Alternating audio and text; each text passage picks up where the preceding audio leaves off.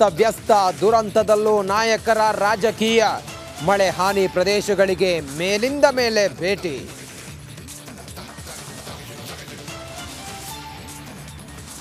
ಮಹಾರಾಷ್ಟ್ರದಲ್ಲಿ ಮುಂದುವರೆದ ವರುಣಾರ್ಭಟ.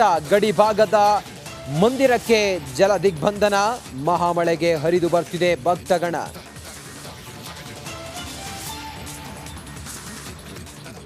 ಕಳ್ಳರಿಂದ ಪೊಲೀಸರ ಮೇಲೆ ಕಲ್ಲು ತೂರಾಟ. ಸ್ವರಕ್ಷಣೆಗಾಗಿ ಗಾಳಿಯಲ್ಲಿ ಗುಂಡು ಹಾರಿಸಿದ ಖಾಕಿ ಪಡೆ. ಚಿತ್ರದುರ್ಗದ ಚಳ್ಳಕೆರೆಯ ಖುದಾಪುರ ಬಳಿ ಘಟನೆ.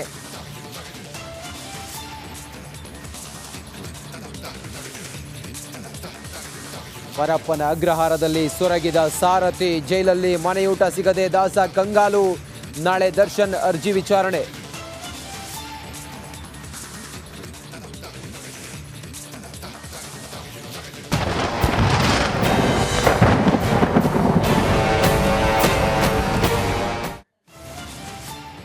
ನಮಸ್ಕಾರ, ಇದು ರಿಪಬ್ಲಿಕ್ ಕನ್ನಡ. ನಾನು ರಂಜಿತ್ ಶ್ರೀಯಾರ್.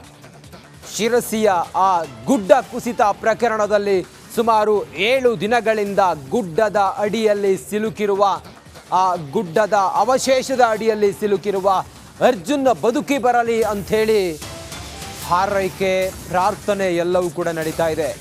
ಕಾರ್ಯಾಚರಣೆಯು ಕೂಡ, ರಕ್ಷಣಾ ಕಾರ್ಯಾಚರಣೆಯು ಕೂಡ ಭರದಿಂದ ಸಾಗ್ತಾ ಇದೆ. ಲಾರಿ ಚಾಲಕ ಅರ್ಜುನ್ ಜೀವನ್ ಮರಣ ಹೋರಾಟವನ್ನು ನಡೆಸುತ್ತಿದ್ದಾರೆ ಸುಮಾರು 7 ದಿನಗಳಿಂದ. ಇದರ ನಡುವೆ 7 ದಿನಗಳಿಂದ ಇನ್ನುಳಿದಂಥ ಲಾರಿ ಚಾಲಕರೇನಿದ್ದಾರೆ, ಲಾರಿಗಳನ್ನು ಗುಡ್ಡದ ಪಕ್ಕದಲ್ಲಿ ನಿಲ್ಲಿಸಿಕೊಂಡು ಕಾಯ್ತಾ ಇದ್ದಾಳೆ. ಹೇಗಾದರೂ ಮಾಡಿ ನಮ್ಮನ್ನು ಕಳುಹಿಸಿಕೊಡಿ ಅಂಥೇಳಿ ಮನವಿ ಮಾಡ್ತಾ ಇದ್ದಾರೆ. ಯಾರಿಗೂ ಕೂಡ ಅಲ್ಲಲ್ಲಿ ಗುಡ್ಡ ಕುಸಿತಾ ಇರೋದ್ರಿಂದಾಗಿ ಮೂವ್ ಆಗ್ಲಿಕ್ಕೆ ಬಿಡ್ತಾ ಇಲ್ಲ. ಅವರೆಲ್ಲರೂ ಕೂಡ ಗೋಗರಿತಾ ಇದ್ದಾರೆ, ನಮ್ಮನ್ನ ಬಿಟ್ಟು.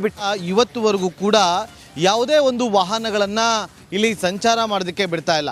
ಬೇರೆ ಬೇರೆ ರಾಜ್ಯಗಳಿಂದ ಬಂದಿರುವಂಥ ವಾಹನದಲ್ಲಿ ಈ ಒಂದು ಟ್ರಕ್ ಆಗಿರ್ಬೋದು, ಲಾರಿ ಆಗಿರ್ಬೋದು, ಈ ಚಾಲಕರು ಪರದಾಡ್ತಾ ಇದ್ದಾರೆ.